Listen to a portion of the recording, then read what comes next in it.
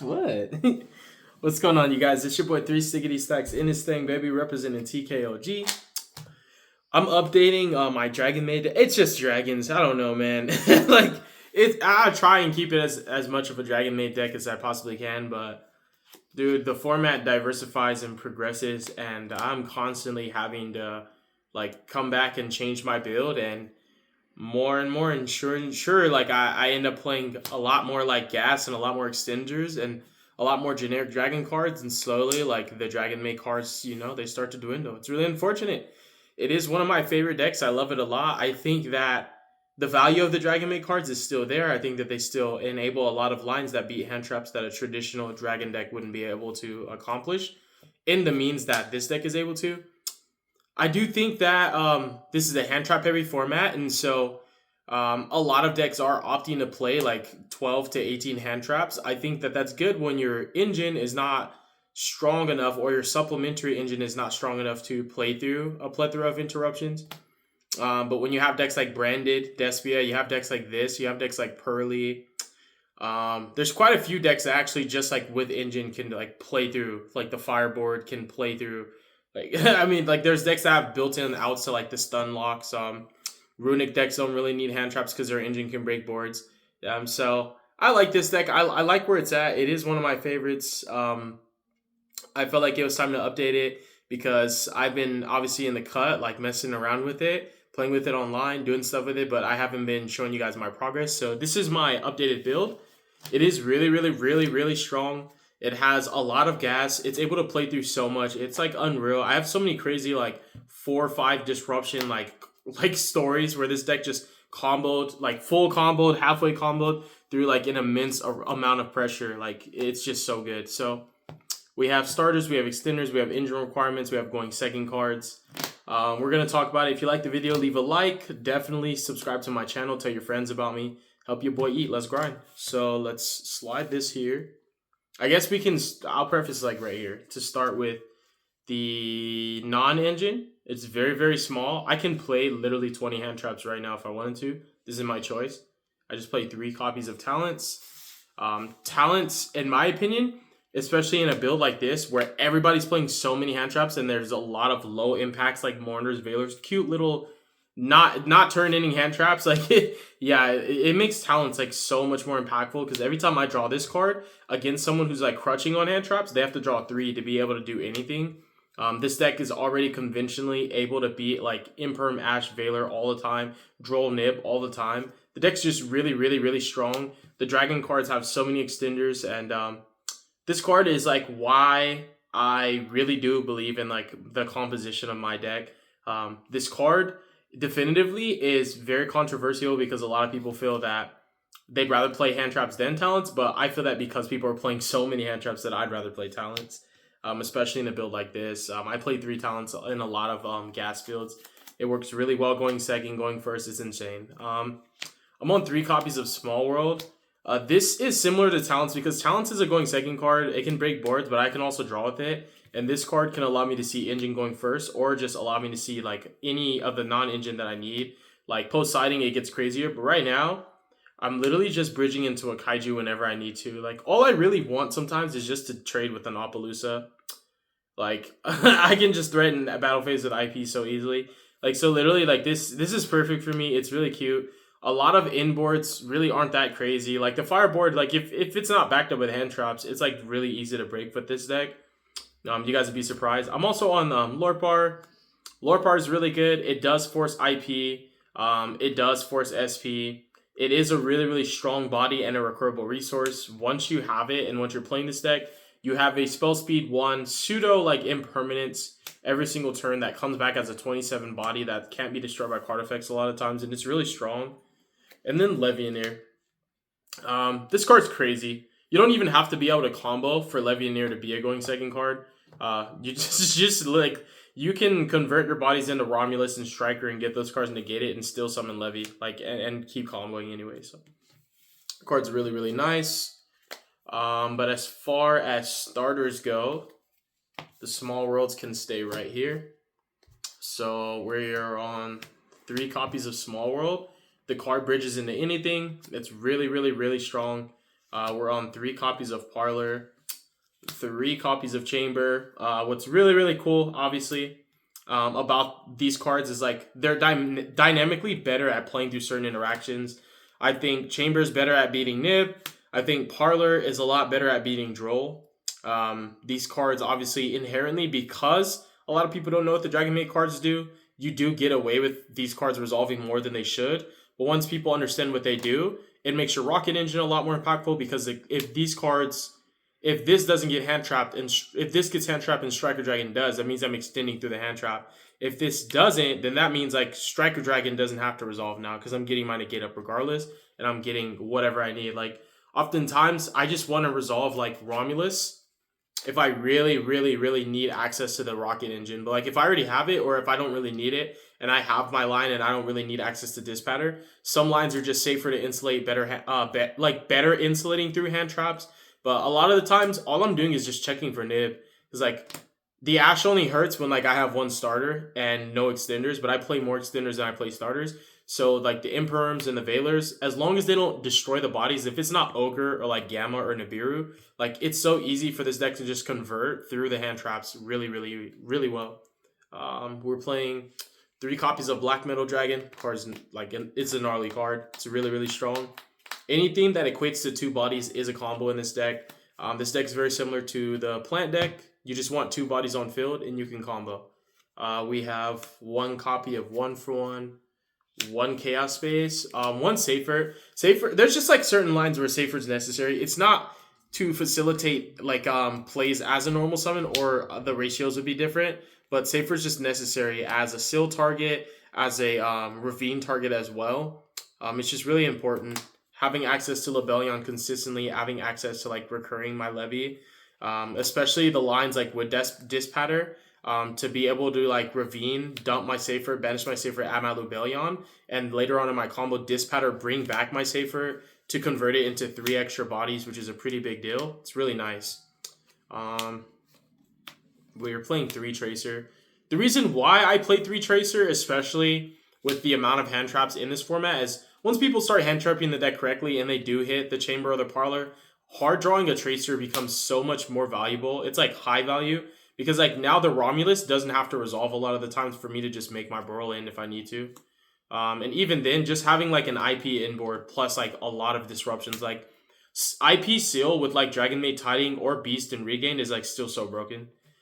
This deck just has like a really good high value engine, a lot of recursion, and as long as it's able to play, like it can keep itself, it has a lot of good self-sustaining tools. It can keep itself in the game up until like turn 9, like where it really doesn't matter anymore. 1 Caliber, 1 Recharger, 1 Nurse. These are just engine requirements, but any Dragon normal summon can be a starter because it accesses Striker Dragon. And because I'm playing Rocket cards, Striker Dragon forces hand traps. So you will have those high roll hands. They're like your Chamber Dragonmaid traded with an Imperm and a Veiler or Mourner, because people don't want Striker Dragon to get boot, and they don't want you to access changeover to beat their 2 hand traps. So that's the starters. Extenders, I have a lot. I'm on 3 Lubellion. This card is a really, really good meta call. The card is like really, really, really powerful. Lubellion feels like one of the best cards like going second as well. Just because of its ability to access the Druid Worm and like force interactions. It's really, really strong. Honestly, like I'm pairing like every Bystial as a 3 of, because if I draw any combination of 2 Bystials, I feel really strong starting my turn off with access to both Seal, Romulus, and Heretic Dragon of Atum if I really need to. And also just being able to like threaten SP, which is really, really strong. I like it a lot. I think that the heavy Bystial count has been doing me justice. Baldrake Druidworm is an insane combo. Baldrake like Sarnir is an insane combo. The Bystials are really, really strong. And Lubellion, just like inherent summon sending Druidworm is like powerful. Oftentimes if I'm working with just 1 Lubellion, a lot of people go for Magnamut. I like to go for the Sarnir line where I'm dumping Regained and setting up Beast on my first turn. What's also cool is like setting up Beast early in your first turn and keeping a Bystial up allows you to combo safer to insulate targeting hand traps like Imperm, Veiler, and Mourner. Because you're able to chain Beast and tribute that dragon for cost and target like the Imperm, for example, and pop it. It's not always going to be the best against like Imperm, Veiler, Mourner. I mean, Valor Mourner, but I should have prefaced to say it's really specifically strong against Imperm, which is a lot more. You're going to see Imperm more than you see any other hand trap, to be honest. So it's a cool line. I'm not saying that I set up Beast for that reason, but it's nice, a little nuance, like, to add to the caveat that already makes the Branded Beast such a better line than just, like, going for the greed. Like, Regain Magnemute is good, it's greed, but I like being able to set up Beast and Regain to, like, help my board insulate non-engine better and allow my interruptions to just be a little bit more diversified. Because, like, now my Seal can still summon Magnemute if I need it to, but where it gets crazier is, like, the Regain being able to summon back out Sarnier and still being able to summon a card like Baldrake or Jerusalem, and, like, the Beast to just trade so well into these boards. So the 10 Bystials, they're all extenders. 3 Quick Launch. Baron's banned, so Quick Launch isn't, like, as valuable as it was going second and first, to be able to just, like, summon a Bystial and, like, summon out Tracer and immediately go into Baron. But Dispatter's pretty broken. And to be honest, what's really cool is, like, whether you're using Bystials to banish your own cards, or if you're just summoning SP to banish one of your opponent's cards so that your Dispatter can be a negate when you need to, this deck still has a lot of negates that it puts up early in mid combo before you're able to even, like, get nibbed. So Dispatter and Dragonmaid Shao are still really strong negations. Baron and Borreload Savage, I summoned less often than I summoned actually the Dispatter and the Shao. In fact, a lot of my inboards were, like, involving the Regained to bring back my Dispatter after I've used it as a material to go, like, Boral End. And I would be ending on, like, Boral End, Shao, Savage. But now I'm ending on, like, Boral End, Shao, you know, like, IP Masquerena, which is, like, still broken. So 3 Quick Launch. 3 World Legacy Guard Dragon. I'm standing on business about these cards. People cut these, they're crazy. These cards play through so much. This card's secret effect is actually nuts. I even do this when I'm Bystialing my opponent on their turn, including with Baldrake, because this gives Baldrake, like, a good target so that your Bystials, you just want your Bystials, like, which is your actual engine, to be used as non-engine and to be used reactively, and you want to just pair 2-3 cards to, like, get the maximum interruptions. What's cool is, like, just starting your turn with a Sarnier and an Octovision. Like, when you Sarnier your opponent and summon Octovision on their turn, like, you're threatening hand traps immediately because you're going into Romulus and you're immediately dumping the Lubellion and chain blocking the Romulus, and you're getting a draw. So your Romulus can get impermed, you'll get a free draw, and you'll get a Lubellion engraved after you, like, Sarniered your opponent. It's really, really strong. This is, like, arguably the best extender in the deck. Every 1 card combo, every normal summon converts into a Romulus that oftentimes doesn't resolve anyways, and you just World Legacy and, like, full Guard Dragon combo and make a Borland. Which Borland, because this deck is able to make Borland so consistently, it's another reason why, honestly, Dragon Link is so good. Like, we can call it Dragon Link. Dragon Link is so good going second because making Borland just cleans up boards fast and efficient, and sometimes the best way to do it is just, like, summon him and attack everything, like, and then combo in main phase too. So because you can always make Borland through any hand, through any amount of interruptions, it's what makes this deck so fearsome, in my opinion.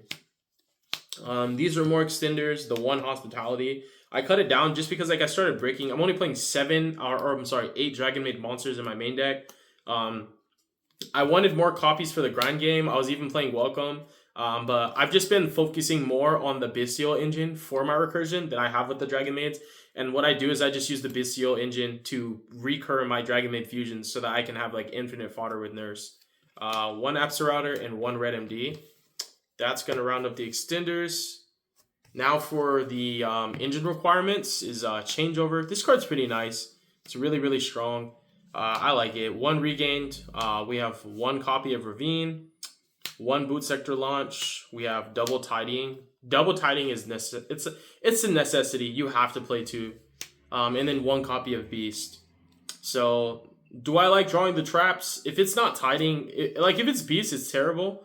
But, like, Tidying is kind of crazy to draw. Like, it's a really good discard fodder. It allows you to extend more through hand traps.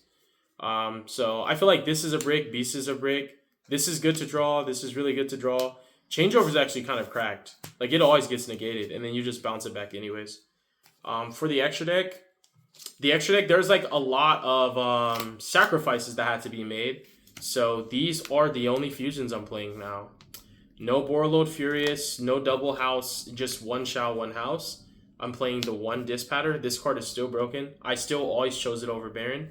the one Atom. Everything else is just links. And Atom is, because the Bystial count's so heavy, like you get more consistent access to this card. And whether you're saving this for last or starting off with it, it's always going to insulate you through a couple of hand traps because it's a body that's a dragon. B, if it's not negated and destroyed, and if it's just Veilered, it's going to convert into Romulus regardless. And then also you can just save 2 Bystials like through your combos. Like you summon Seal on your 4th summon, you get Nib, Seal resolves, you summon like a red MD, whatever you want, summon double Bystial, and essentially just like do what you were supposed to do anyways through the Nib, which is really strong. It's really, really crazy. We have 1 Striker, 1 Pisty, 1 Romulus, 1 Seal. I have a lot of utility. So I cut a lot of like duplicates so that my extra deck can be a toolbox. I have a lot of utility with this new list. The Seal, we have Quad Boral, we have Dylan, we have Dark. IP and SP essentially took the slots for the Baron and the Borreload Furious. And to be honest, I like the diversity in interactions. I only want a couple of negates and a lot of spot removal and layered interactions that come in different points. So it's really, really strong. It's harder to play through, in my opinion, when your opponent has to force out the card that produces the interruption, as opposed to just staring down the negate and just knowing you just need to trade with it. 1 Triple Burst, and then this card's crazy. This is high key, like, especially because you infinitely recur Boral in, like, it's just crazy. Like the regain really puts the grind game over the top with this deck. Being able to recycle Striker Dragon and always being able to go Striker Dragon, target Recharger, pop itself, add Recharger, bring back Red MD, and like Red MD bring back Borland is just so crazy.